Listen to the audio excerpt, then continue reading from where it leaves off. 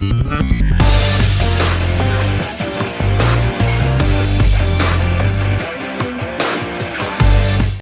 la República Dominicana soy Ivonne Ferreras. Este miércoles, que ya es miércoles, mitad de la semana, es un miércoles bastante triste por muchas razones. La comunicación, la locución se puso de luto.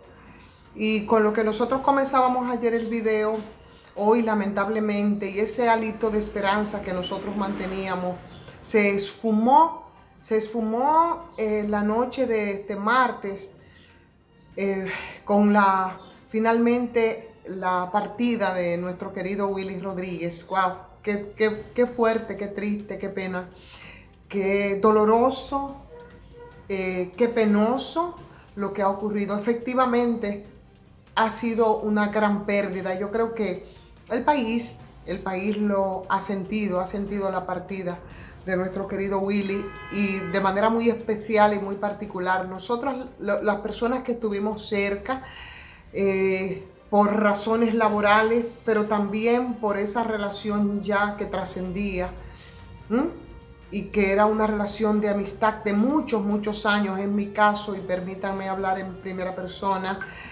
porque no solamente pierdo al compañero de trabajo, un compañero de trabajo de muchos años, como les contaba en el día de ayer, sino también ese amigo, ese consejero en el área de la comunicación, esa persona cercana, ese batallador de toda la vida, ese gladiador de 1000 batallas que fue Willy, ese creativo, emprendedor, solidario, la verdad, un trabajador incansable.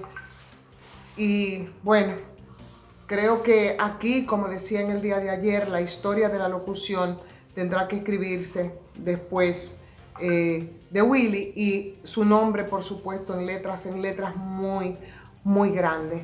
Estamos profundamente tristes, muy tristes, pero tendremos que seguir haciendo lo que toca. Y lo que toca es parte de lo que reivindicó durante toda su vida. Vivió como quiso y amó con mucha pasión la locución, pero sobre todo la radio, que fue su centro de operaciones desde más de 50 años. Y bueno, eso haremos, ¿no? Seguir precisamente haciendo lo que Willy a muchos nos enseñó, nos legó, y ese legado no es solo para mi generación ni para mí, es un legado para muchas generaciones, porque abarcar más de 50 años te cubre muchas generaciones de la locución. Nunca estuvo fuera y hizo de todo. Ve en paz, amigo querido, ve en paz. También es trágico y la tragedia igual ha arropado, señores, lo que ha ocurrido en nuestro vecino Haití. En el día de hoy amanecimos con el asesinato del presidente Jovenel Moïse. Muchas historias se han tejido al respecto, muchas conjeturas respecto a lo que pasó. Sin embargo, yo creo que esto nos remonta a ver lo que estaba ocurriendo en Haití durante los últimos 2 o 3 años, en medio de la virulencia que históricamente ha arropado a nuestros vecinos. En Haití, definitivamente, en los últimos tiempos no había quien no escuchase un disparo. Así transcurrían los días, las noches en Haití. Por lo general, y según nos cuentan las crónicas, y como veíamos que nos hablaba Lautaro, hablaba de esas ráfagas simultáneas, ¿no? En este país que comparte con nosotros esta isla, disparos secos, disparos que permanentemente estaban perforando ese silencio artificioso de las madrugadas que se convertían simplemente en miedo y en terror para un país y para una comunidad digna de mucha mejor suerte. Esa ciudad, normalmente como caribeña, bullanguera, bulliciosa, de repente se cayó.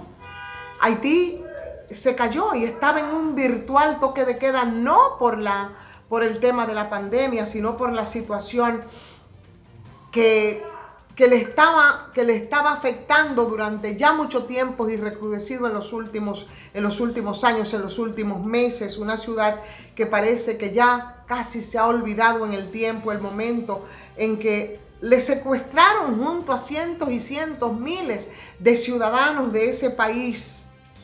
Le secuestraron el deseo, ¿no? de retomar esa naturaleza. Difícil acostumbrarse a ese Haití, un pueblo bullanguero callejero, como se conoce a nuestros hermanos haitianos. Razones, por supuesto. Las razones son muchas y se pueden escribir de distintas maneras. Reducirlo a números así crudos, certificados todos ellos por entidades estatales y por organismos de derechos humanos, nacionales, internacionales, organizaciones que en el tiempo no han cumplido con el rol para lo que han ido a ese país. Y por supuesto la muerte de personas importantes, la muerte de trabajadoras de género, de feministas, los últimos dos, que fue un periodista y una activista social. A lo que asistimos en este país, donde diversos sectores de oposición de esa sociedad haitiana y de la sociedad civil habrían manifestado de la realidad y de cómo se utilizaban chivos expiatorios para encubrir crímenes políticos, como fueron esos últimos casos, por muchos motivos, y en primer lugar por las formas de cómo se estaba operando en medio del caos de Haití. En Haití se habla de muchas cosas y se habla, como dicen, de Estado fallido. Se habla de un país arrastrado y lastrado por la pobreza. Se habla de que Haití vive en una guerra constante que uno no sabe si es justo, porque tú no sabes cómo calificarla. Llamar a esa guerra enfrentamiento, un enfrentamiento que es interminable entre un enemigo invisible frente a una comunidad y a un pueblo desarmado y desprovisto de absolutamente todo, pero sobre todo desprovisto de los mínimos derechos fundamentales. Y esa es esa comunidad haitiana, esa comunidad donde ya las guerras de otro tipo no existen.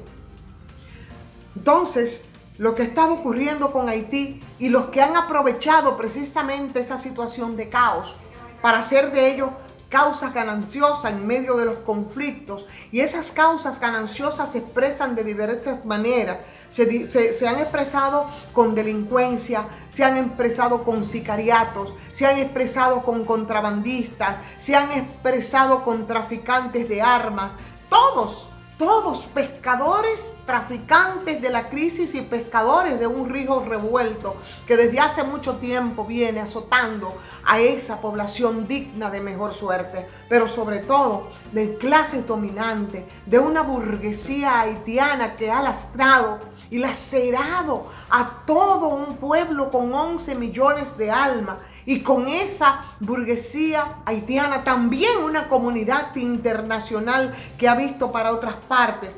Y por fin, de alguna manera, precisamente de alguna manera, esas clases dominantes lograron, como decía un cientista en un trabajo interesante que presentaba a propósito de la situación haitiana, decía que había logrado amesetar los interminables picos de esa movilización popular que han estado sacudiendo y que estuvieron sacudiendo a Haití terriblemente por los últimos días. Ese país, de verdad, que desde julio de 2018, cuando empezaron esos conflictos, empezó a vivir una situación de caos con cientos y miles de personas, millones de personas que pusieron en jaque muchas veces, una y otra vez, señores, a los débiles, a los débiles y a esas fuerzas de seguridad del Estado que simplemente fueron arrodilladas y que se vieron rebasadas y que se vieron impotentes frente a todo ese caos que ha estado lastrando ese país.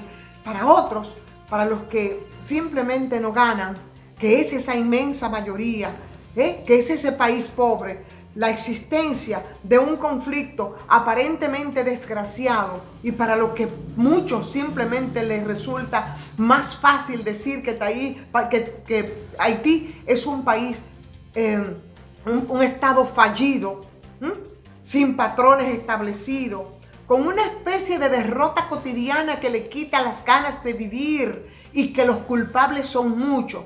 Ahí de verdad los desenlaces tú no los puedes prever. Una guerra sin comienzo, que es una guerra que tú no puedes decir cuándo y cómo podría terminar. Entonces, yo creo que hay que mirar un poco hacia atrás, hay que mirar la historia, hay que mirar todo lo que ha estado ocurriendo en ese Haití históricamente para tú poder entender cómo es que este país, no pobre como dicen muchos, empobrecido también históricamente por esa burguesía haitiana, por empresarios de este lado de la isla también que también se han convertido en esos traficantes de la crisis, por esa comunidad internacional irresponsable que tampoco ha hecho lo que tiene que hacer respecto a este país, que no sea arrodillarlo, explotarlo, como hacen esos ricos haitianos, y cuando ven que las cosas se salen de control, simplemente se van con la riqueza que coloca en un plano de inequidad a 11 millones de almas, repito, dignos de mejor suerte. Eso es lo que hay que empezar a ver para entender esa realidad y para saber por qué esos vientos han traído esos polvos que han terminado en el día de hoy con un magnicidio que no es el primero en nuestro vecino Haití. Vamos a darle like. Vamos a darle like y vamos a compartir esta transmisión, vamos a opinar, por supuesto a suscribirnos, vamos a apoyarnos en patreon.com. Soy Ivonne Ferreras.